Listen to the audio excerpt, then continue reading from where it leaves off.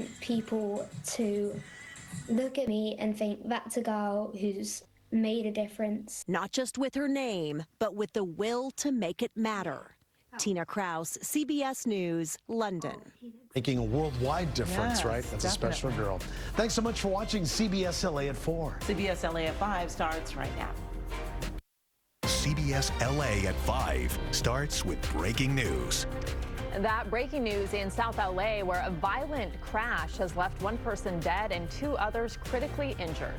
CBS LA assignment editor Mike Rogers at the desk now. Mike, you have been following this one pretty closely. Yeah, you know, Pat and Rudabay, a lot to dig into here as this crash with 6 cars left at least one person dead and 2 others critically injured. I want to show you a new video we just got in from the scene here where you can see how mangled up all of these cars are. In fact, one car reportedly torn in half as a result of all of this. Another on its roof here rested up against a tree. It's all happening near Vermont and 96th Street earlier this afternoon. Now, indications to the CHP when this was first phoned in is that somebody may have been driving recklessly. At least one of the drivers here. Certainly CHP is looking into that. CHP taking this case because this is technically on unincorporated streets of Los Angeles County, which is where they will handle traffic collisions. Now, the 2 people that were survived this crash were taken to an area hospital where they are in critical condition. Again, 6 cars in total involved in this, and you can see just how badly damaged everything is when you get a look at it from SkyCal here, where you see all of the debris spread out all over the roadway there. Now, what exactly led up to this is unclear, but as I mentioned, there was at least an initial report to the California Highway Patrol that somebody, at least one of these cars, was driving recklessly prior to the crash. We also know tonight, Pat, that there were people that tried to get in there and save some of the people that were trapped. Good Samaritans ran in to try to save some of these people and try to do what they could to help. Sadly, though, one person did lose their life, and tonight the CHP is investigating. 96 in Vermont be closed for several hours as they wrap this up. Thank you so much, Mike. And of course, we'll be updating our viewers throughout the night about this. Yep. Okay, we have more breaking news to tell you about right now. Former NBA player and Harvard-Westlake star Jason Collins has died. Collins was born in Northridge and became the first openly gay player in the NBA. In November, he announced he had been diagnosed with stage 4 glioblastoma, one of the deadliest forms of brain cancer. And in a statement this afternoon, his family said he died peacefully at home. Jason Collins was 47. Dozens arrested in Riverside County, part of a sting to catch people accused of exploiting children. Well, new at 5 o'clock, CBS LA's Joy Benedict is speaking to detectives who say even they were surprised by some of the suspects. New images of a year-long investigation. The target, those sharing vulnerable photos of children online. In Riverside County, we take it serious. Supervising investigator Liam Doyle works for the district attorney's office. Investigators looking for people sharing child pornography. And through the Riverside County Task Force, they've made 42 arrests so far. It was really kind of eye-opening to see that so many people were taking advantage of kids. Are you surprised that this web sort of expanded to so many people? Yes. I mean, this is really all this team does is this type of work. At one point, we were at 563 IP addresses that we had identified. Since the arrest spanned 12 months, some of these individuals are in custody, others are out. So we ran the names and knocked on doors. My name's Joy. We're with As neighbors tell us, the arrested individuals represent their communities on HOAs, have children. And at this home, the suspect's father told us his son is currently in therapy, a sentence for many who have resolved their cases. When I was looking at your arrest list, I did see we had some registered sex offenders in there, but some people had an MD. We're talking about executives with companies. It seemed to really run the gamut. I think that's probably one of the most surprising things that we came across. And we assumed that we were going to find people that were already known in the system, registered sex offenders and things like that. But then to come across, people that are vice president of companies or doctors, just people that in the community we would look at as, positions of trust in our community. We reached out to a couple of companies to learn at least 2 of the people arrested had also lost their jobs. One of the people that we had works in the prisons. Like he sees the consequences of those actions every day. And we took terabytes and terabytes of data from him. As for the victims, investigators say they come from all over the world as the suspect find each other on peer-to-peer websites. We've been able to identify all of those kids. Most of them were known prior to this operation.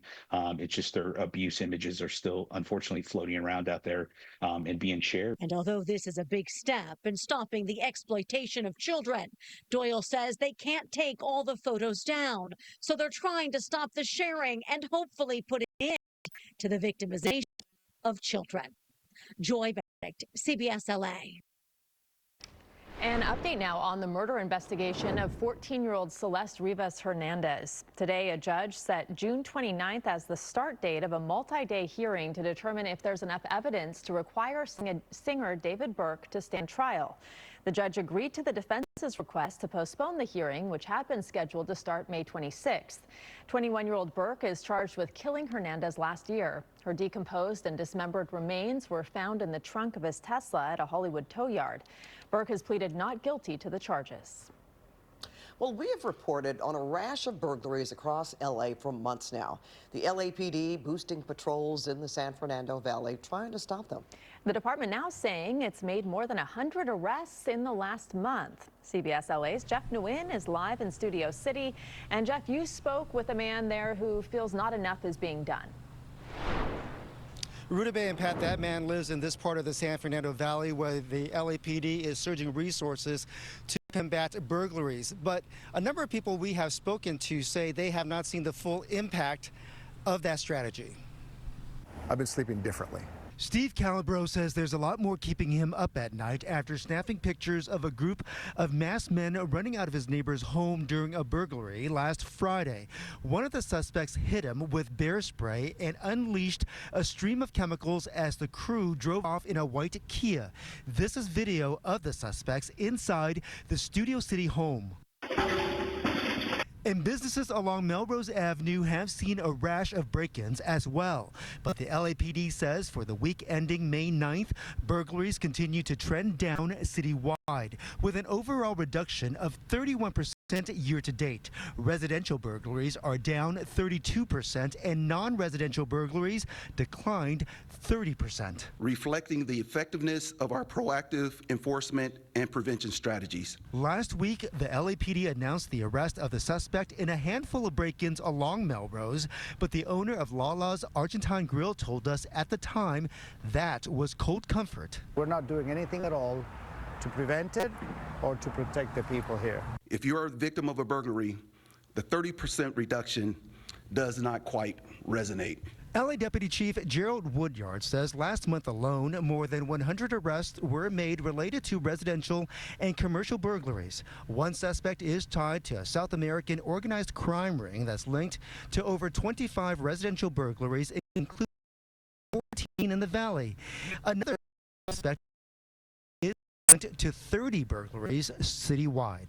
From the time you called 911 to the time the officers arrived on scene, how much time did that take?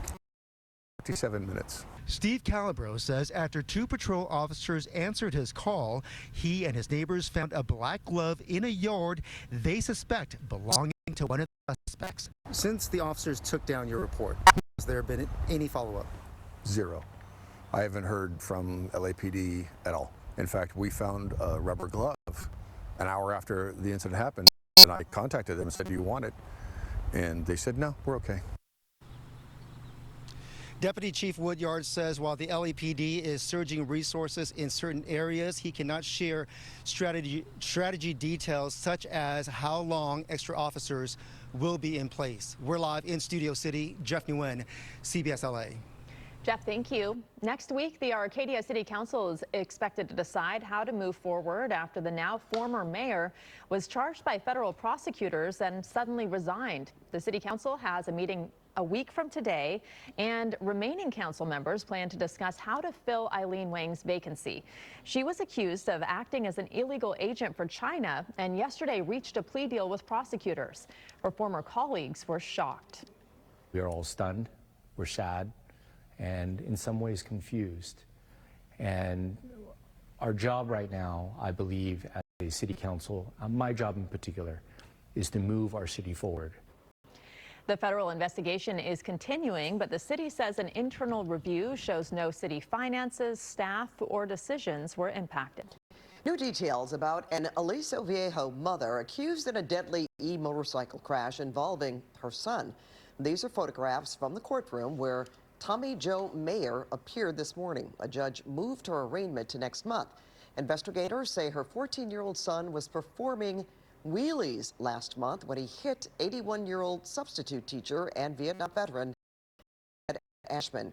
Ashman died a week later, and charges against Meyer were upgraded to include involuntary manslaughter. And an LA County firefighter was injured today while battling a commercial building fire in East LA. It appears the building on Whittier Boulevard was empty. Firefighters got it knocked down just this afternoon. The injured firefighter was taken to a nearby hospital. A cool down in our next weather. Yep, meteorologist Evelyn Taft has our first look at it. Hey, Ev.